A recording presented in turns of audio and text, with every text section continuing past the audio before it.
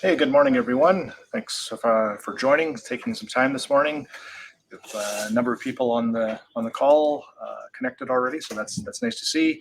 There's still waiting on a few others, but in respect of everyone's time, we're going to get started. So again, thank you for joining. My name is Kevin Stewart. I'm with Matrix Video Communications Corporation out of the Calgary office.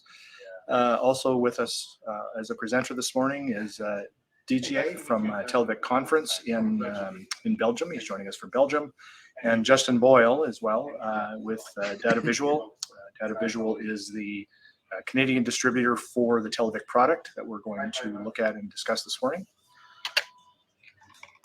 Sorry, just advance my screen here. So just some housekeeping. A note that the session is being recorded and the recording will be made available to MISA, and I believe that MISA would post it on their website or however they would normally distribute this type of thing. Questions throughout the presentation. The chat box is open. Questions are welcome, so you could either use the questions tab or the chat tab down at the bottom right corner of your screen. As I said, my name is Kevin Stewart. I'm with Matrix Video Communications. I've been working in the industry for more than 25 years. Been with Matrix now just over a year, and as I said, more than 25 years in experience in the industry. All of that in Calgary and area, I guess. DGA, as I said earlier, is with Televic Conference, and DGA is going to basically lead us through most of the presentation here this morning. We're going to talk about the Televic Conference, microphone stations, software as a service, Confero Meet and Plan platforms, as well as TCAM automatic camera tracking systems. So a little bit about Matrix, who we are, what we do. So we're approximately 28 years old. In Canada, would make us the largest Canadian-owned audiovisual company in the country. We operate 13 offices, Victoria to Ottawa, right from coast, well, not quite coast to coast. We don't go into the Maritimes or into Quebec, but presence in all other provinces. Our head office is here in Calgary, and that's the office I work out of. Right around 100 employees, and probably one of the largest and most experienced technical teams in the country, with 47 of our employees being dedicated to technical resources. So we, as I said, are an audiovisual systems integration company. So we are involved in all aspects of audiovisual systems, right from meeting rooms, training facilities, council chambers, auditoriums, and kind of everything you can think of in terms of meeting room technology. We provide not only design build services, but initial consultations, after sales support, training, integration, and everything in between. Kind of the evolution of a project is starting, at the top there, and working with municipalities and other business-to-business organizations on advisement, providing design drawings, scopes of work, bills of material, budgeting, following through with installation, integration, commissioning, and training. Okay. As I said, we're here today to discuss several Televic Conference solutions, and ultimately we're going to hope to avoid a situation like this. And people joke about this, about Zoom bombing, as the term's been come to know it. But it does happen. People don't take it seriously. But here's case in point. This is taken from a CBC website. This happened to a small municipality in northern Saskatchewan, where somebody Zoom bombed with total nudity. So you can tell by the reaction of the people in the photo that it wasn't very well received. So, so with that, I will turn it over to DGA, and we'll get started here on the meat and potatoes of why we're all here. All right. Thanks, Kevin, for this introduction. Welcome to everybody. As said, Didier Rosé. I'm currently joining this webinar from our showroom in Belgium, our headquarters in Belgium. Share my screen here for a sec. There we go. So today what we want to talk about is primarily about organizing safe hybrid meetings, specifically built for government applications. First of all, a little bit of background, short background on Televic, who we are. Televic was a company that was founded right after the Second World War, mainly in the beginning producing radios and tube amplifiers. The initial owner was in Belgium known as Mr. Radio. But with the creation of the European Union in the beginning of the 70s, there was, as we were a Belgian company, Europe came kind of Brussels came the center of Europe with all the international institutions. The picture you see here is one of the first meetings that was held with Televic equipment, as there was a need for simultaneous interpretation. So you had microphones on the table here, and then into the table is what we call channel selectors to tune into the different languages. And then at the back here, you see the interpreters with their interpreter equipment, which were still in the room in those days. Typically now you see the people more like hidden in small booths, small cages, as we say. So this changed a little bit. What also changed is that there are more microphones at the table than ashtrays nowadays, which is also a good thing for us as Televic and for the general health of everybody. Moving forward, we've done huge installations like European Parliament. This is the hemicycle, so the biggest room that they have there, with approximately 1,000 participants in the room, and then support for the 27 official languages within the European Union. So those are all provided here from those interpreter booths, as I mentioned before. So that's all done with Televic equipment. Unfortunately, also in the news quite a bit recently, NATO, also a facility that was done with Televic. Why was that an important milestone for us?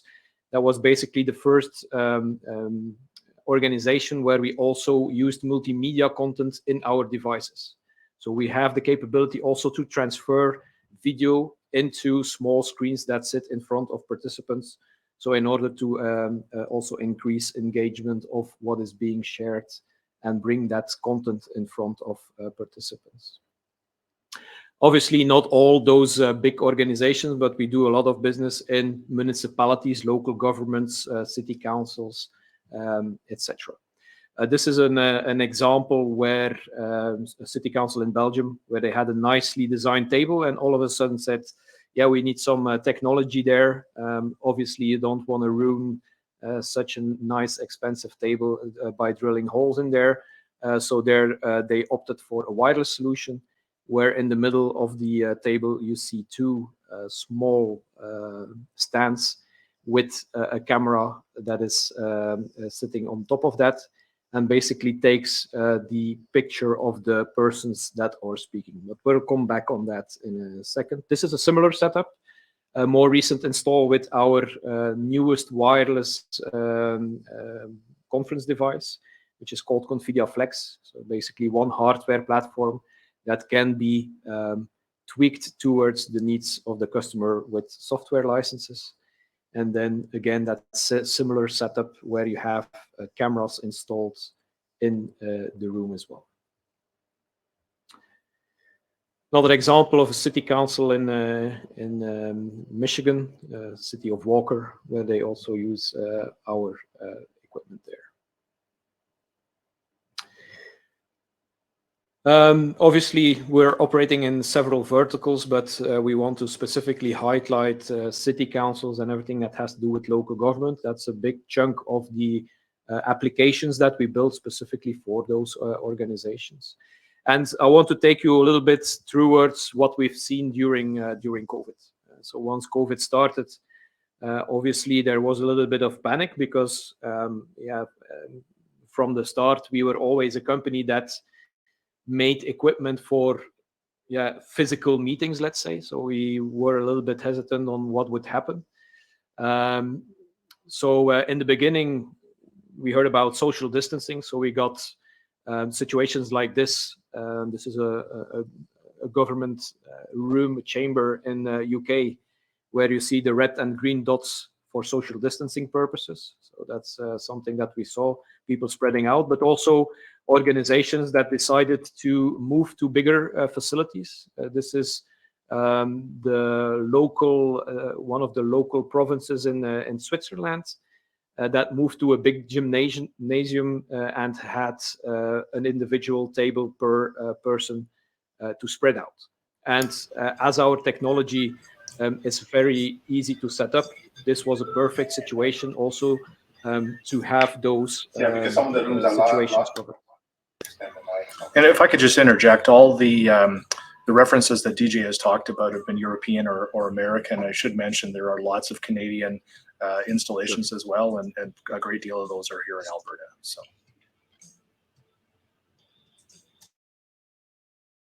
With that, obviously, the flexibility of moving to different facilities, our wireless solution has been very popular, very easy to set up, to take from room to room.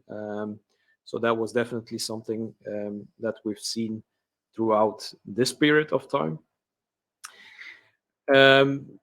But then, yeah, I would say when shit really hit the fan and we were all in lockdown, we started to see this type of situations where everybody needed to jump on Teams. So that a lot of organizations struggled on how to deal with that. How do you give the floor to somebody? And then especially also in terms of voting, how do we deal with all those kind of situations?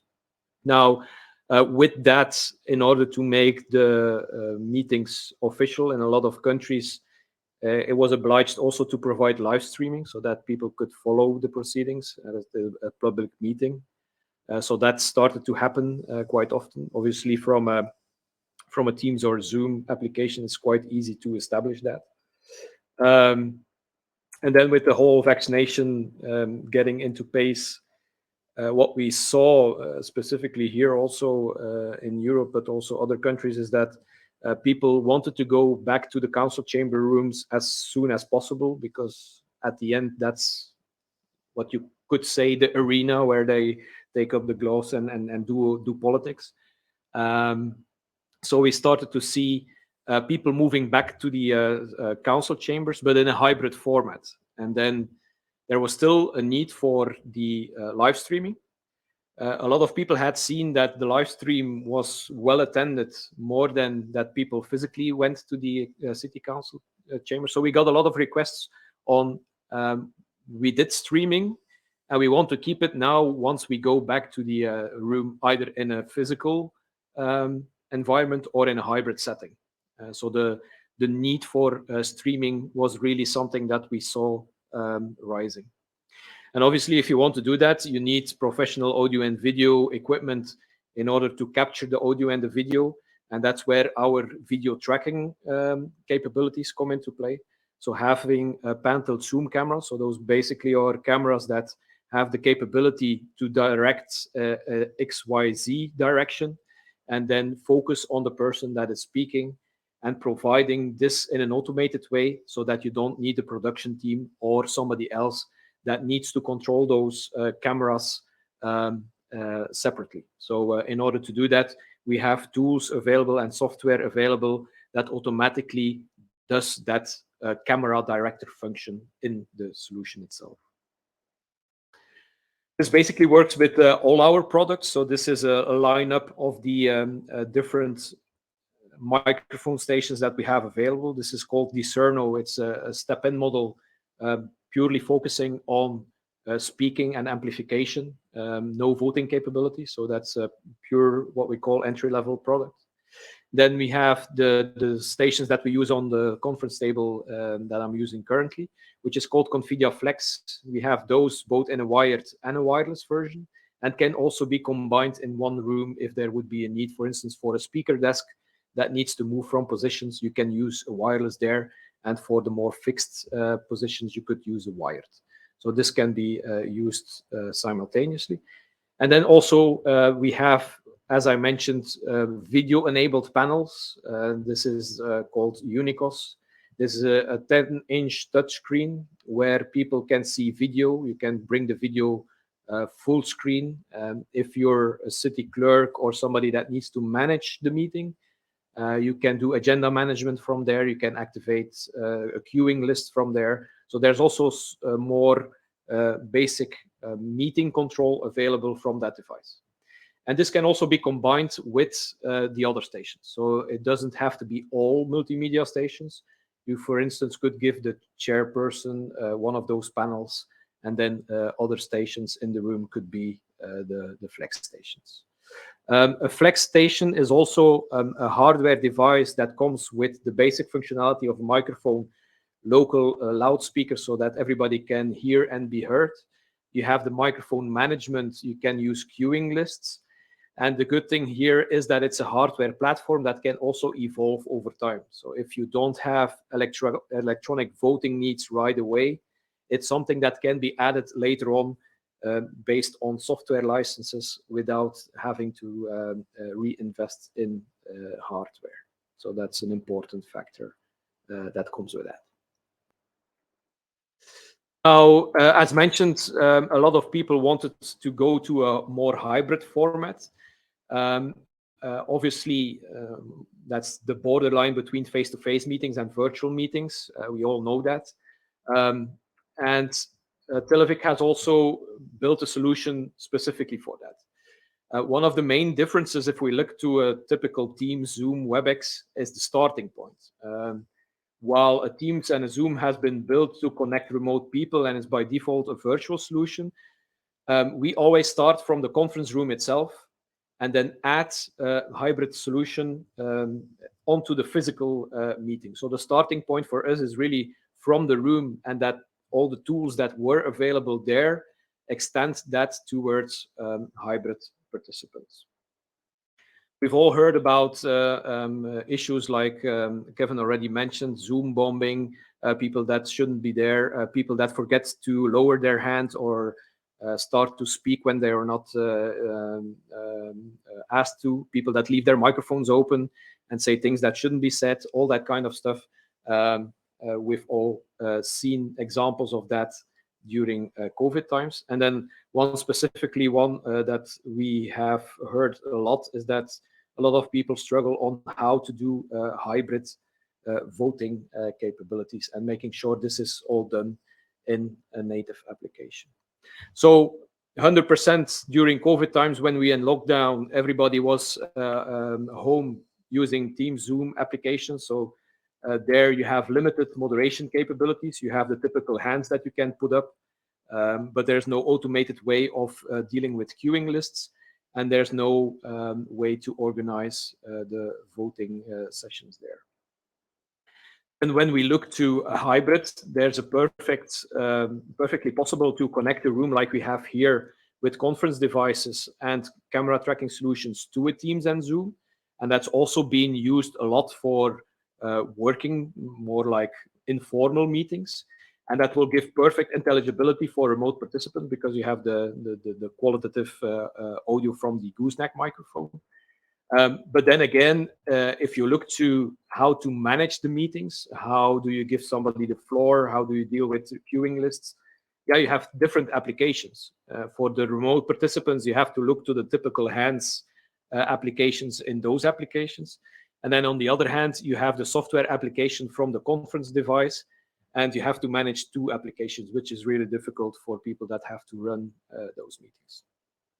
So what we did as Televic, we built a native hybrid solution where we connect the physical room and the equipment that is there to a cloud platform, which is called Confero, and then add remote participants through a secure link to the conference room. That means that if somebody from home wants to speak, they click their virtual microphone button and indicate that they want to speak. Everything is web-based, so nothing needs to be installed on the PC of the counselors or people that want to participate, whether being an expert, for instance, that needs to give a presentation. Depending on the mode, how you configure, either people get the floor immediately, but in a lot of formal meetings where a queuing list is being used, you end up in a queuing list. So that's the green border around your interface indicates that you're in the waiting list. As soon as the meeting operator says, okay, now you have the floor, he has the capability to deal with that in what we call the request list. So here in the room, you see the 3 green dots. So 3 people in the room requested to speak, but you have 4 people in the request list. So one of those is remote, and that's all handled in one list. So you don't have to worry about looking in different applications. So that's all done within the application. As soon as you get the floor, this green border around your interface changes to red, also to indicate that your microphone is live, and you can then also switch off your microphone once you finished your explanation. Then the second item that is incorporated into the solution is really about the voting application. So if a meeting organizer or clerk or whomever is dealing with the voting. So if they start a voting session, people in the room can cast their votes on the conference devices itself. And then people from that participate from home can cast their votes from their web browser application. This looks a little bit like this. So this is the view of the remote participants. So this is a web page you log into. So you get invited to the platform from the application. You get an email, which you can also add to your calendar. And then once the meeting starts, you simply log in and end up in this user interface, where you will see a view as a remote participant of what is happening in the room. So that's the famous camera following system. And then if remote participants get the floor, you get their webcam and then basically their audio as well in the room. We have capabilities, whereas in a Teams and Zoom, you see all the little squares. We try to focus on the conversation itself, so the people that have a conversation or in picture. And that also is being used for the live stream so that you really focus on what is being said, and people also see what agenda topic is being discussed. In the user interface, you also have a sense of who is speaking. In the middle here, you have your virtual microphone button. And then on the left bottom side, you have the currently discussed agenda topic. So also an agenda can be prepared in the platform, is sent to the participants. And during the meeting, if you go from agenda topic to agenda topic, you can also follow what the item is being discussed. And this is also sent as an overlay on the video, so that that is also available in the streaming, let's say. If one of the constituents is looking to the live stream, they will have an immediate sense of who is speaking and what are they speaking about. Then once voting is started, on the right-hand side, you have a panel where the voting can be casted. In this example, the voting has been closed. You see what you specifically have voted, and then you also have a view of the voting results. This is an overall view of the voting results. I will also show an individual view a little bit later in the presentation. So it's really about making a hybrid platform with meeting moderation capabilities. So having the tools to give somebody the floor whenever there's a need to, have agenda management and also do the voting from one platform, and also make sure that the reporting is done automatically regardless of where people participate from, and give an equal meeting experience from that perspective. So meeting moderations, who gets to speak, can be done from the platform, agenda management, and then the initiation of voting sessions. It's also a secure platform from a sense that there's a gateway that acts as a middle device between the conference room and the cloud. There's end-to-end encryption also from the conference room up to the from the gateway to the cloud, and then from the cloud up to the web browser. And the platform works on a credential-only participation. So that means if I invite Kevin to the meeting and Kevin sends his invitation to Justin, Justin can't use that meeting link to participate. He needs to have an account on the platform, and that's why we invite, we call it onboarding, an email to participants, and they have to register and create an account, and only when their account is created, you can use those persons to invite them to meetings, and they have to log in to the platform in order to be able to participate. One of the things also that is different in terms of Teams and Zoom, we all know that bandwidth isn't, it's fluctuating over time, depending also from region to region.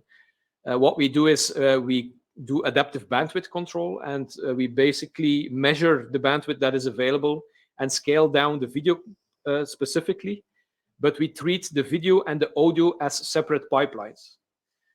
You might have already experienced, if you have an internet connection in a Teams or a Zoom, that both your video and audio starts to chop up. In our application, we always give the highest priority to audio. And if there would be bandwidth issues, we first scale down the video. And if it's really bad, we will deactivate the video, but we keep priority on audio and make sure that this is treated as a separate channel.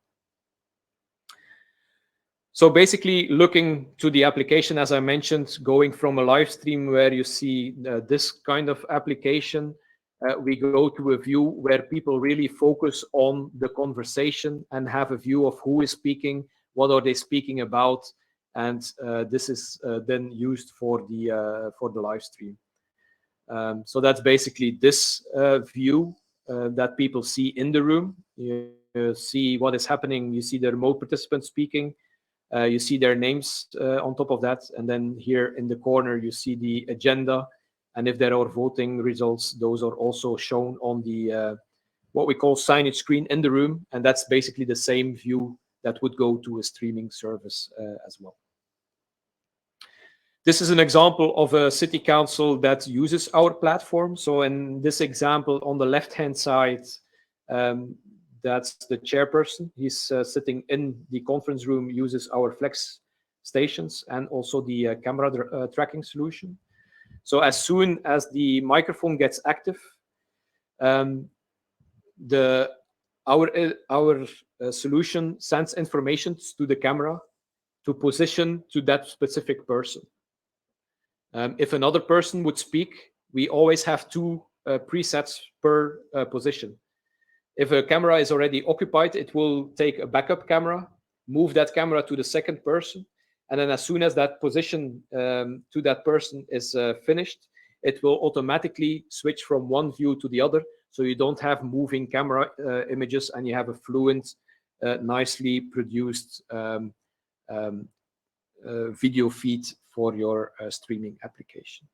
In this case, the right-hand person was participating from home, so you see them side by side from that perspective. You see who they are, which political party they are from, and then at the top, it's Dutch, but it's they are talking about reshaping the landscape, for that specific city council. In that same meeting, there was an expert because they were doing a new park. In the bottom corner here, you see the video of a landscaping architect. That person lived approximately 2.5 hours from the city council. In order to do his presentation, he didn't have to travel to the conference room for a 40-minute presentation. He simply did it from home. So screen sharing is also available in the platform, so that it is also nicely shown in the room, and again also to the streaming platform as one solution without the need to switch. Everything happens automatically and is directed from the platform itself. I also mentioned that there is a possibility to show individual voting results. So this would be then individual councillors where you would see who has already voted and then also what have they voted. We have several options here. We have public voting items, and we also have secret voting items. That means if you do a secret vote, you will see who has voted, so that at least you can say, okay, if somebody participates from home and is disturbed, you can say, okay, Kevin, I see you haven't cast your vote yet. Please cast your vote. As soon as he does that, you can close the voting session. But you won't see the individual voting results, only the overall voting results in that case, if it's a secret vote. This view is also available as a live stream. So again, for people that look afterwards to a live stream, they have an immediate sense of the voting results, who has voted what, etc., etc. So it's all combined in one video feed. Now, Kevin? I was just going to say that this might be a good time to mention as well that for those municipalities that are already utilizing an agenda management system, such as eScribe, for example, there may be opportunity for integration of the two systems. So the electronic voting and so on becomes an extension of the agenda management system as well. So that's not available without some programming, but just keep that in mind. Yeah, so that's actually we're working on an integration, so a plugin. So the development team we got the API from eScribe, so we're building that plugin as we speak. So this is going to be available later this year for sure. So that's also a good thing. Maybe I will just extend my my screen here. I will just show how the camera tracking solution works. Maybe. As you can see currently, I am in picture because my microphone is open, but I will just simply activate another microphone in the room. You won't see a person, but you will see that automatically the camera feed also changes to that position, right? And then if I deactivate the microphone again, you see that it automatically moves again to my position. If no microphone is active, it goes to a wide shot, so you have a view of all the whole room. So the solution integrates with our conference device in order to have a nicely directed view without a person needed for the direction of that.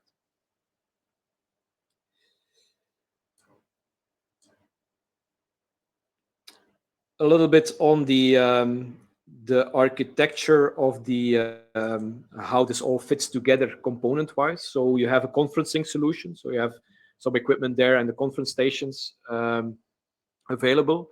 The camera tracking solution, and then typically a screen in the room. The cameras, that's the camera director function that I just showed. And then we basically take the video and the audio and the data from our solution, bring it to what we call the Plixus Gateway, which is an appliance that makes a connection to the cloud platform, so the Confero cloud platform. And then remote participants simply connect through the cloud with a web browser. So no dedicated software installation is needed. No PC needs to run into the room. Everything is done from web-based software. Sorry, the good thing here also is that it's a modular system. So people that already have a Televic conference application, but no camera solution, for instance, or hybrid participation, those are components that can be added modular as well. So you don't have to reinvest in a solution. It's basically building on top whenever there's a need to add this functionality. Kevin? I was just going to say that we had a question, but it looks like Justin replied to it, just concerning transcription. For the benefit of everybody listening, the system does not provide transcription at this time, but we do have other hardware that will provide transcription if that's something of interest.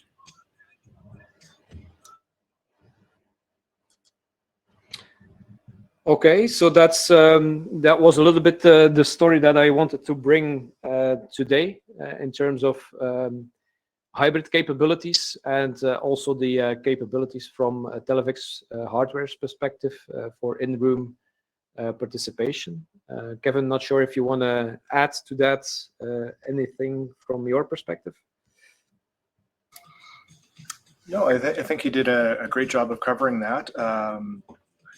As the screen indicates, questions. Anybody that have any questions, please put them in the chat box or in the questions box, and we'll answer them as they come in. So the question I is. just see the question. Yeah. Yeah, go ahead, DJ.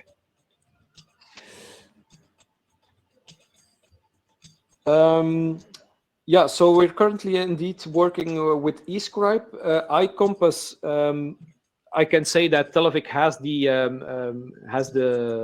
intent to integrate with other companies if they are interested to do so as well.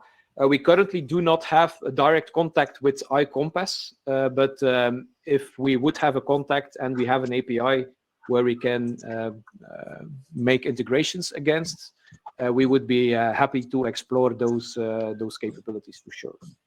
So, Aaron, if you would have contacts at iCompass, that would be wonderful to start the conversation there as well.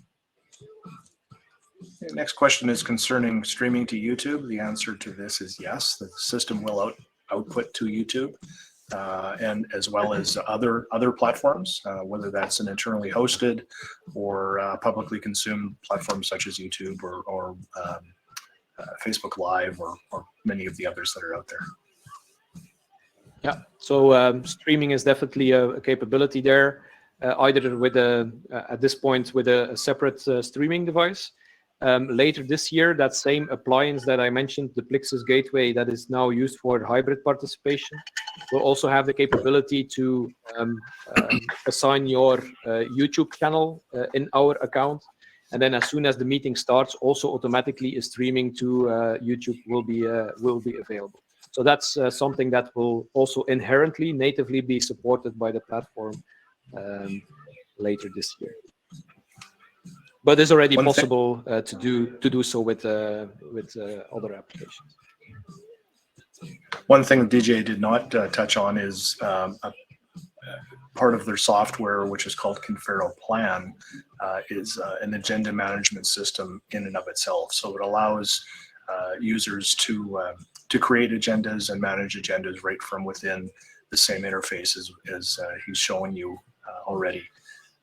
That ties in with the discussion stations, with the touchscreen on the discussion station, which DJ, I don't think you mentioned that.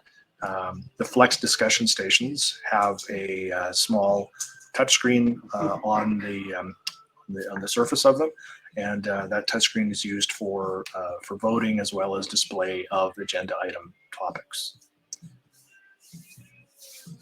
Yeah, exactly. So from a moderations perspective, there are different capabilities. Either you do it from the software interface, but there's also capabilities to do it on the stations itself, whether it's the Flex or the more advanced 10-inch multimedia stations.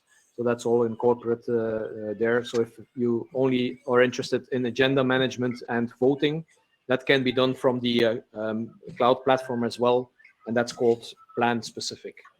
The hybrid participation component is Confero Meet, and they can be used separately from each other. What I will do now, for people that are interested in a live demo, I will now launch a button where you could, if you click the button demo, you can also subscribe to or fill in a form that you're interested to see a live demo, and then we will contact you in order to have a demo of the live platform, so you can really experience all the functionality right away. So if you click on the demo button in the window that I've just sent, it will lead you to a form, and there you can subscribe to show your interest for a live demo. But we can go on with more questions from there. So there is a question concerning Active Directory integration. DJ? Yeah, so currently how it works is that the onboarding needs to be done manually. So you basically type in the name and the email address, and then an invitation is sent out. It is also on the roadmap to integrate with Active Directory, but that's probably going to be more towards the beginning of next year. There is also a feature within Confero Flex that allows dynamic naming in terms of seating positions. So I'm not sure if anybody noticed on one photograph that was displayed, there was a proximity card that was plugged into the side of the Flex units. Those cards are your RFID cards that many organizations use for card access into locked rooms in different parts of buildings. So by inserting that card into the station, that the information from the card in terms of who it belongs to and what position they hold would be brought into or ingested into the Televic system, and then displayed on the video of the TCAM, which is the automatic camera tracking system, as well as populated in the administrator's interface. Another question from John. Are the mics mostly battery powered or hardwired electricity? So we have both options. So we have wireless stations that are battery powered, but we also have stations which are wired, and then they go with a network cable where you can connect them from one station to the other, and then go to the main central control stations.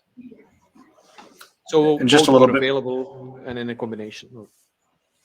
And just a little bit more about the battery power, in that the Televic batteries are high capacity, and there's the ability to operate the system with two batteries, one being the active, the other is being redundant. They're hot swappable, so if you had to pull one out in the middle of a conference and charge it, it will run on the second one. And as DGA already mentioned, if all your batteries were dead, it's just a matter of plugging it in using a USB-C type of connector. So several options available there, and combinations thereof as well. So possible. Any more last-minute questions?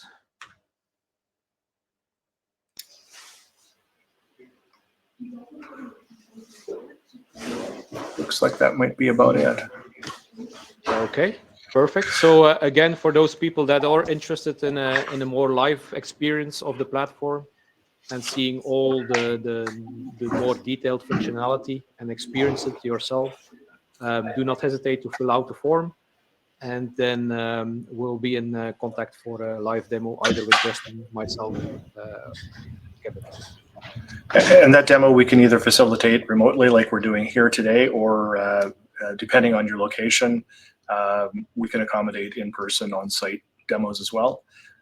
Just a reminder that this webinar is available, or will be available rather, on the MISA website as a recording, and we'll share that with them shortly. And I'm not sure how long it takes them to get that media up on their website, but it will be available in this short period, I'm sure. Yeah.